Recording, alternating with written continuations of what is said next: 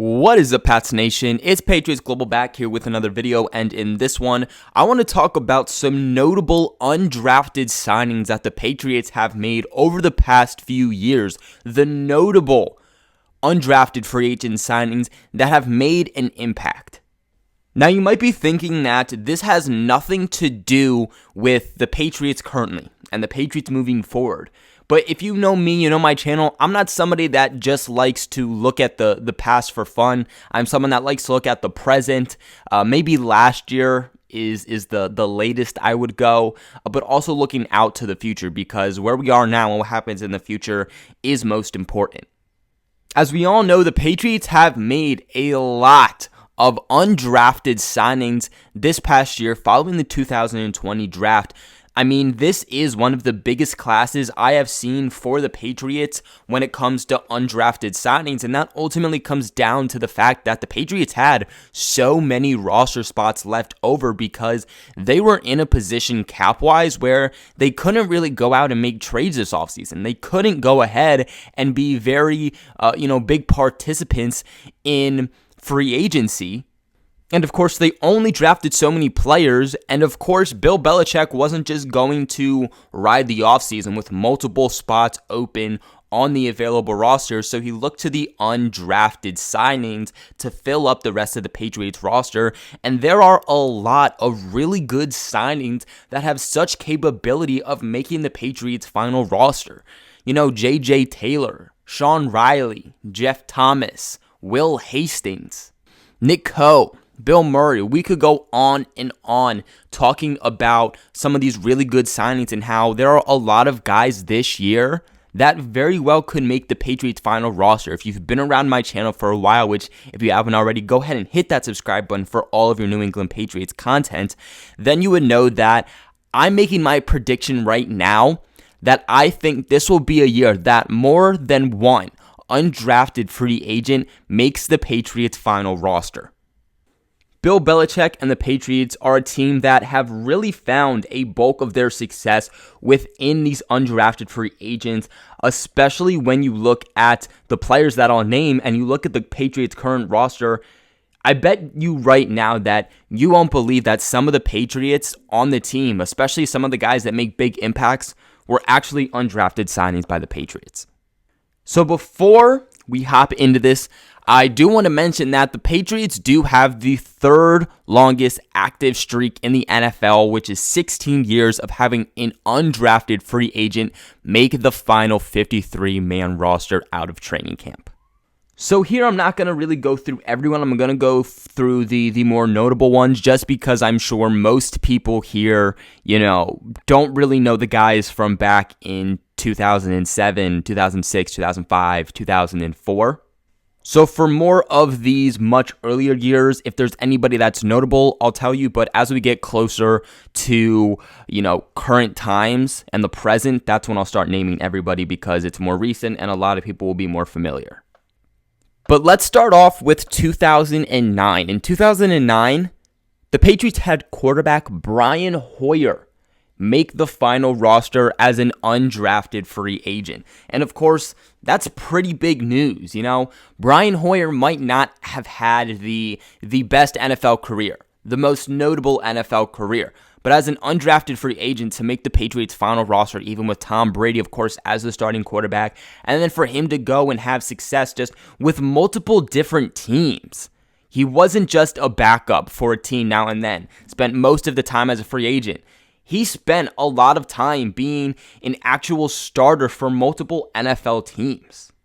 Of course, over the past few years, he's also come back to the New England Patriots organization and is still currently here right now to mentor young Jarrett Stidham and, of course, play that backup role for this upcoming season. In 2012, the Patriots also had a notable player make the team as an undrafted signing, and that's running back Brandon Bolden.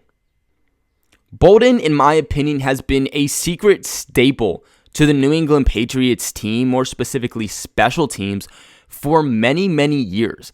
You know, he hasn't been a guy who's always been a roster lock. He's kind of always been one of those guys that has been on the roster bubble. If the Patriots have to cut someone, he's a guy they potentially cut. And a couple of years ago, that is exactly what happened. The Patriots cut him. They cut him in a sense of, well, they had to cut someone in order to bring another guy on board, but they did have all purposes of bringing back Brandon Bolden, but before they could, Brandon Bolden went and signed a deal with the Miami Dolphins. We saw that season how much the Patriots missed a guy like Brandon Bolden, just how much he played a big role on special teams, and that season, the Patriots also saw that Brandon Bolden had much more ability than special teams, because with the Dolphins, he was getting more touches than ever before than he did with the New England Patriots.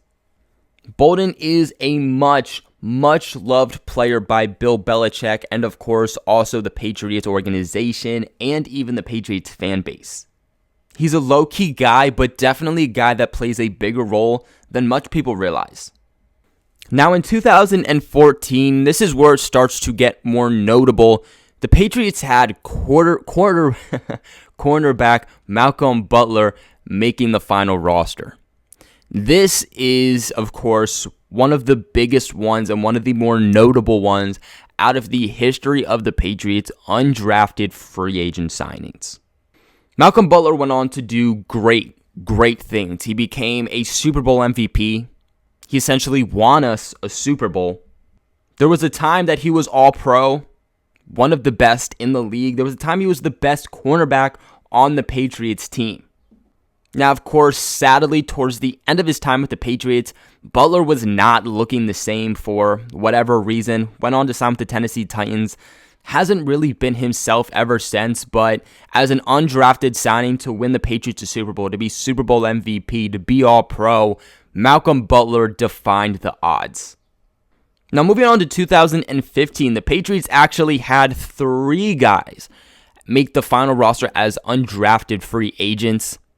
The first one was center David Andrews, and that's going to be the most notable one here in 2015, and one of the more notable ones all around. David Andrews today is a top 10 center in the league, believe it or not. He has been a staple to the New England Patriots offensive line, and we saw that last season when David Andrews was out the entire season due to blood clots. The Patriots missed him like heck. Of course, a center to an offensive line is also the leader. It's like a quarterback to essentially an entire NFL team.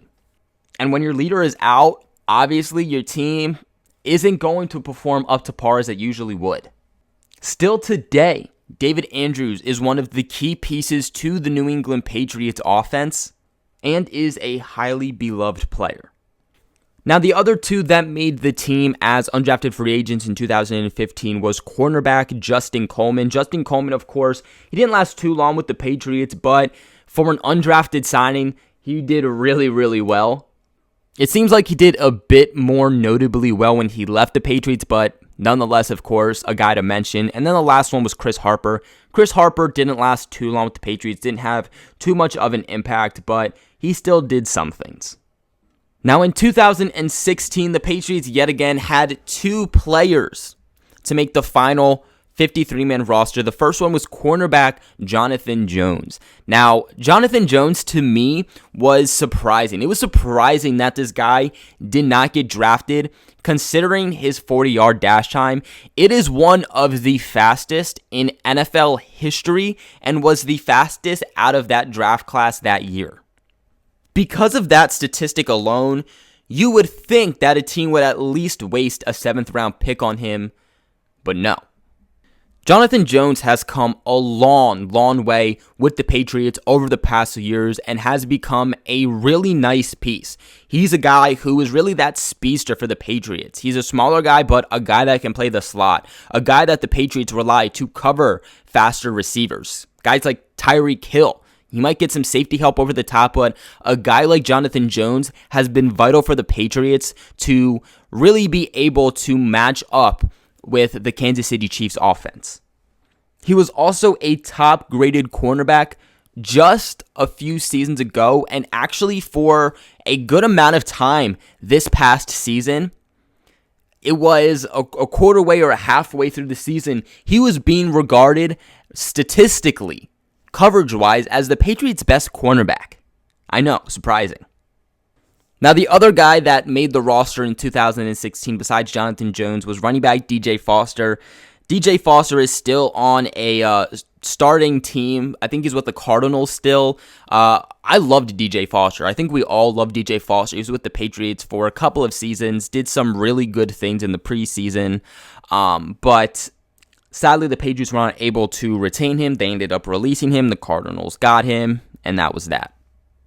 In 2017, the Patriots had defensive tackle Adam Butler make the final roster, and this has been, again, one of the more notable ones over the past few seasons. Adam Butler is so underrated with the Patriots, and I can't stress that enough. When I say he's a staple to the Patriots defensive line, I mean he is a staple to the Patriots defensive line. He is the reason that the New England Patriots get pressure through the interior of the defensive line. He essentially right now is the only proven guy that we have that is able to be a pass rusher within the interior of the defensive line, that is able to get to the quarterback through the interior of the defensive line. Bo Allen, Lawrence Guy, those really aren't pass rush guys, but Adam Butler has. And for an undrafted signing to put up 6 sacks this past season, the Patriots didn't even have to waste a draft pick on him. And they are getting a quality guy out of it. Now, the other guys to make the final roster that year was offensive tackle Cole Croston. The Patriots really like Cole Croston, but he just wasn't really able to do much, but he did spend a few seasons with the Patriots. Tight end Jacob Hollister also made the final roster. I loved that signing. I thought that Jacob Hollister had so much potential. Essentially didn't really work out with the Patriots, but ever since he got with the Seahawks, he showed that exact potential that I was hoping he would have been able to unlock with the Patriots. And then lastly was linebacker Harvey Longy, who I don't really know what happened to that guy after he got in a car crash. I don't even know if he's in the NFL anymore. But of course, the most notable ones that year would be Adam Butler, Cole Croston, and Jacob Hollister, who again is a starting tight end right now with the Seattle Seahawks. Now, as we bang out 2018 and 2019, this is where you probably are going to be more familiar with these guys. So in 2018, we had J.C. Jackson make the final roster as an undrafted free agent. I feel like I don't even have to say anything about this one. I mean, if you know the Patriots, you know J.C. Jackson, then you know that the Patriots just got a straight up steal in J.C. Jackson. I don't know how they got lucky enough to do this, but they did.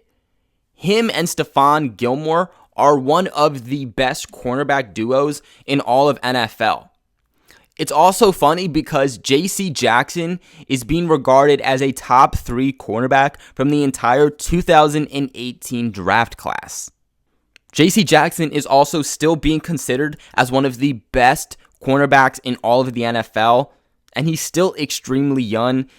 His versatility and his future, they're endless, and I'm just so excited to see what he's able to do because he has an ability to be the best, if not one of the best.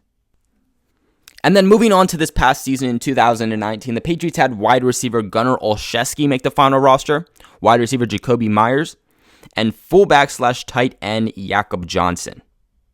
Of course, in this one, Jakobi Meyers is probably the biggest one, the more notable one. He was able to make a huge impact as an undrafted free agent coming into the Patriots, was able to really make his mark, a previous quarterback that was turned into a wide receiver. Became Jarrett Stidham's favorite target very early on, and by the end of the preseason, he actually put up the most yards out of any wide receiver through the entirety of the Patriots' 4-game preseason in 2019, had the most receptions, and was Jarrett Stidham's statistically number 1 target. The ability for Jakobi Meyers heading forward is definitely endless, and I think with Jarrett Stidham at quarterback, with the connection that they have, Jakobi Meyers could be a real big key piece heading into the future, and I think he's going to prove that someone probably should have drafted him. But as you can see, the New England Patriots over the past few years, really, and over the years, I should say, rather, have gotten a lot of great pieces via undrafted signings. And let's remember that the Patriots have made about 2 times the amount that they usually do. And this is a great undrafted class because in general, the 2020 draft class was one that was filled with talent from the 1st round to the 7th round. And because of that, not everybody was able to be drafted. For the Patriots to have brought aboard guys like J.C. Jackson, Malcolm Butler, David Andrews, Adam Butler, all through undrafted signings, just goes to prove that the class we have right now and how talented it is can really make an impact heading forward. I wanted to make this video because I wanted Pats fans to see that although we might not have used our 1st round pick, although we might not have had a lot of money to be able to go out and make big trades or go out and make big splashes in free agency, the Patriots find a lot of their success in ways that other NFL teams can't, and that is through undrafted signings, and right now, I just proved that to you. But that is going to be it for today's video. What are your guys' thoughts on, the Patriots' previous undrafted free agent selections and how they've turned out, along with the Patriots' current undrafted free agent class for 2020? Let me know your thoughts in the comment section below, and like this video if you haven't already, and consider subscribing to the channel for all of your New England Patriots news. Thank you guys so much for watching, and I'll catch you in the next one.